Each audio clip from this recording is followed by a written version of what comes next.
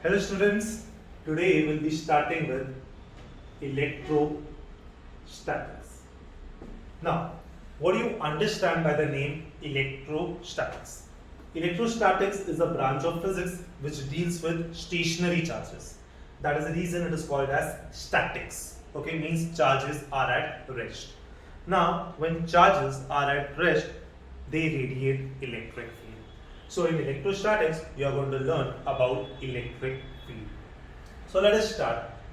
If I'm going to talk about charges, we have two charges. One is the positive one, other is the negative charge.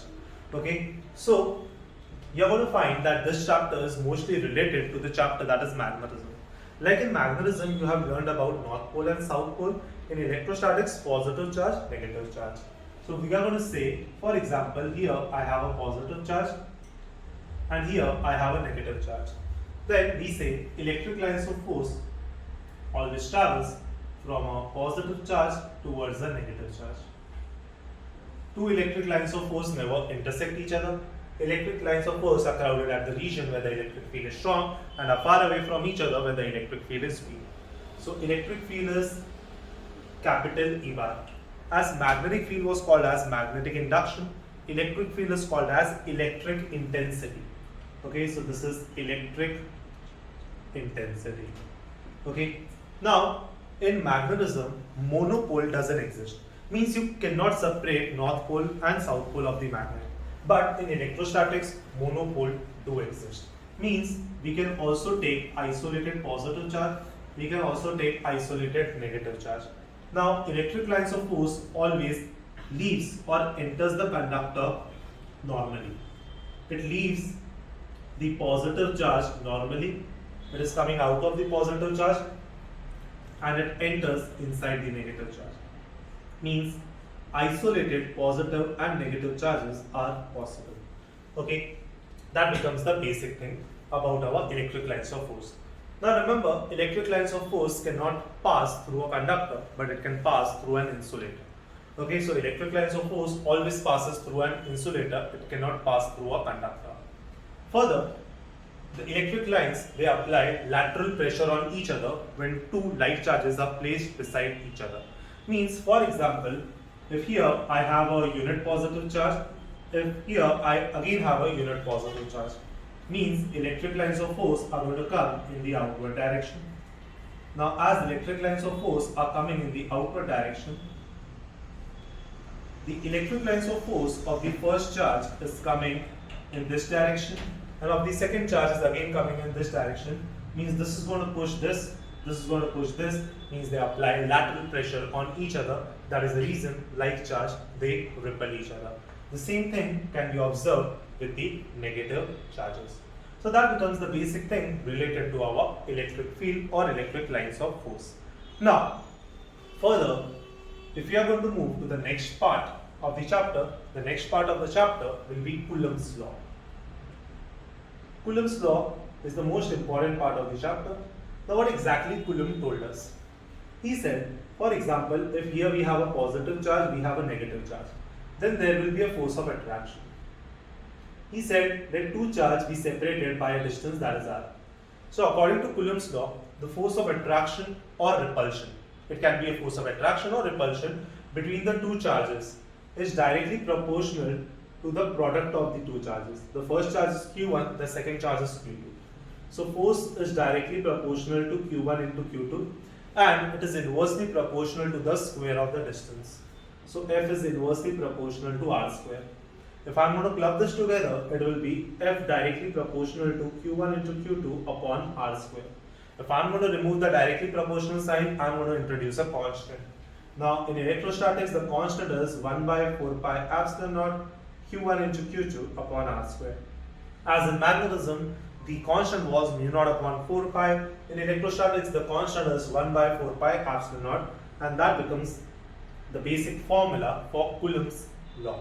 So according to Coulomb's law, the force of attraction or repulsion between the two charges is equals to the product of the two charges and inversely proportional to the square of the distance between the two charges. Now here, many of the time, you may also find that this formula is written as epsilon naught k, Q1 into Q2 upon R square. Now what is K? K is called as dielectric constant. Okay, so K is called as dielectric constant. If K is called as dielectric constant, means for each and every medium, electric field is going to move in a different manner. So dielectric constant is the property of a medium or the material. For air, remember the value of K is always equals to 1. That is the reason we normally consider the medium to be air and we write it as 1 by 4 pi epsilon naught Q1 into Q2 upon R square. But apart from air, if we consider any other medium, then we have to consider the value of K. So the original formula becomes 1 by 4 pi epsilon naught K Q1 into Q2 upon R square.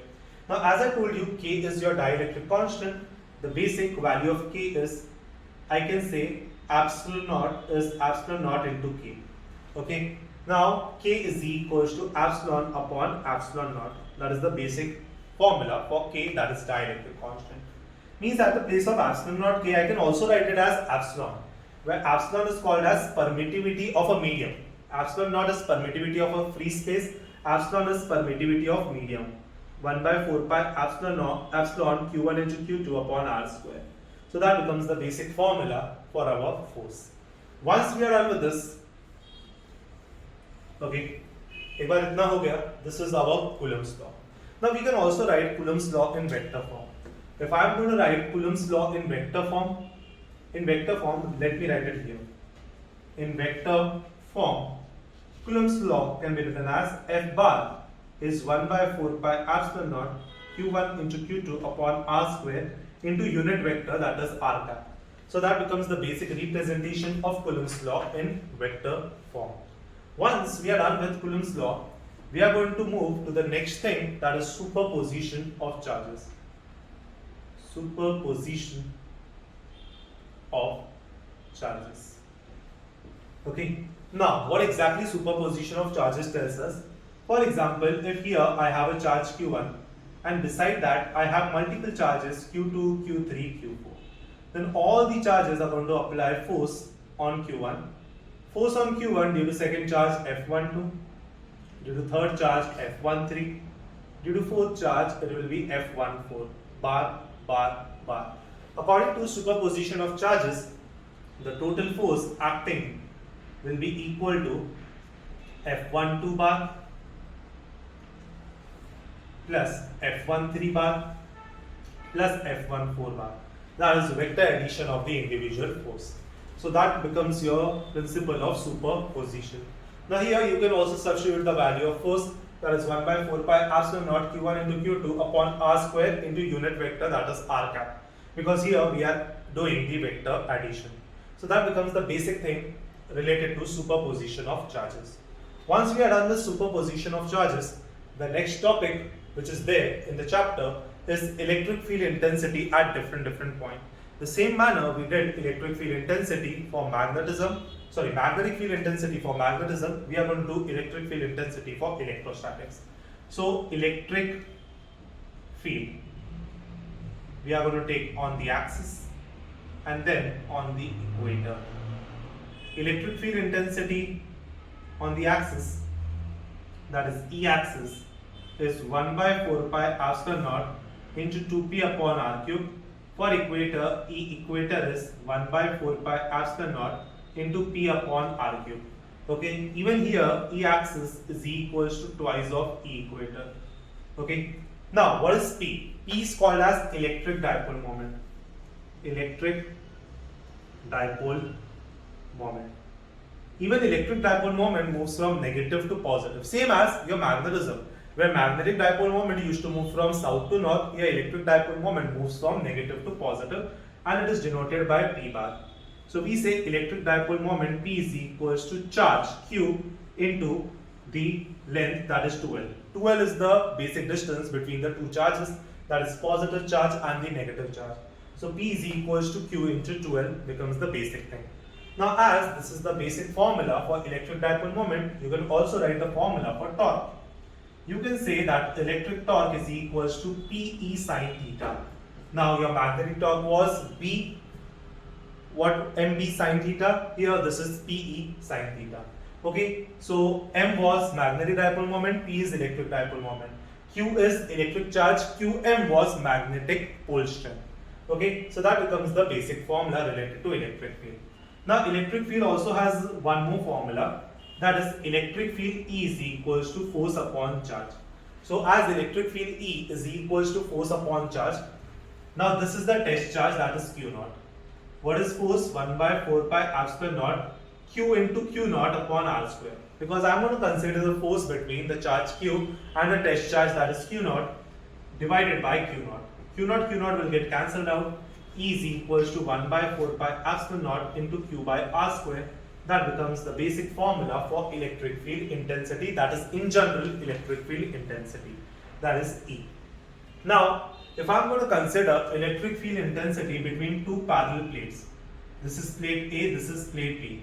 Plate A has positive charges, whereas plate B has negative charges. Electric lines of force will travel from positive to negative. Of course, these two plates are separated by insulator. Okay. Now, E will be equal to, let me say the distance between the two plates is D. So the basic formula E will be equal to V upon D, where V is the potential between the two plates, that is A and B. So as V is the potential between the two plates, so E is equals to V upon D becomes one more formula related to electric field intensity. Once we are done with this, after that, the next topic which comes is Gauss law in electrostatics. Now what exactly Gauss law in electrostatics tells us? According to Gauss law in electrostatics, the total flux acting over an area is equals to Q, charge enclosed by the area, divided by permittivity of free space.